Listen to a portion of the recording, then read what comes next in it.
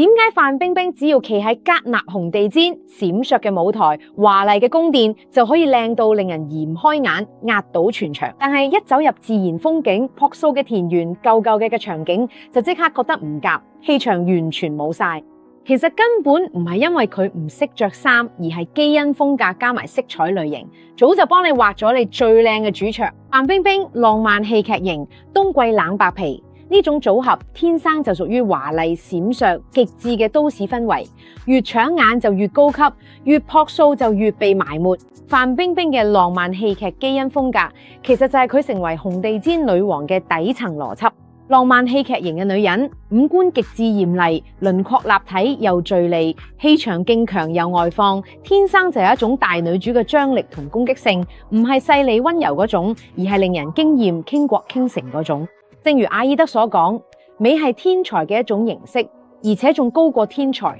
因為佢唔需要解釋。范冰冰嘅美就係呢種唔需要解釋、極致戲劇化嘅美，需要華麗嘅場景、閃爍嘅燈光、精緻嘅細節去襯托，越隆重就越突出，越簡約咧反而越黯淡。范冰冰嘅五官係濃豔嘅，眉眼好銳利，嘴冇飽滿，天生就帶住一種生人勿近嘅貴氣同霸氣。企喺戛納紅地毯上邊，配埋珠寶、高級訂製服、閃閃發光嘅背景，瞬間將佢嗰種美豔放大到極致，美得好有衝擊力，有壓迫感，令人一啲就記得。一旦將佢擺喺大自然風景、樸素嘅田園入邊，就因為佢嗰種極致嘅豔麗，反而會顯得好突兀、好唔夾。好似你將鑽石掉咗落泥土度，幾靚都會攞晒光芒。再嚟范冰冰嗰種冬季型嘅冷白皮咧，呢個就係佢華麗感嘅靈魂加持。冬季型嘅人天生就係冷，色調白色，膚色通透又帶嚟冷力，自然有種冰雪嘅質感，好啱襯高飽和強對比冷豔華麗嘅顏色，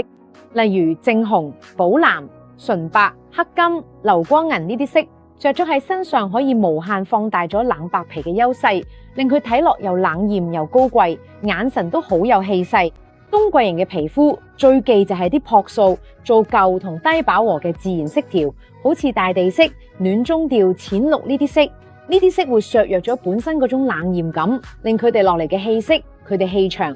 反而華麗嘅都市氛圍、流光溢彩嘅舞台、閃爍嘅珠寶、燈光，就完美咁契合咗冬季型嘅色彩基因，令佢嘅膚色襯到更加冷白，氣質更加高級，美得天生一對，無可取代。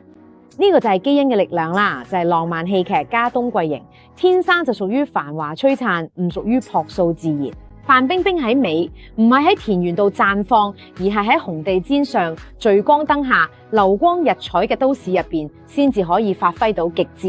佢嘅主場係華麗，唔係樸素；係璀璨，唔係清淡；係極致，唔係簡約。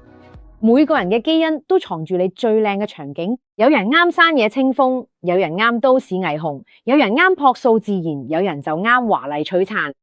唔使硬係融入唔屬於自己嘅氛圍，揾到同你基因匹配嘅主場，你都可以好似冰冰咁喺屬於自己嘅舞台上面靚到極致，豔壓全場，光芒四射。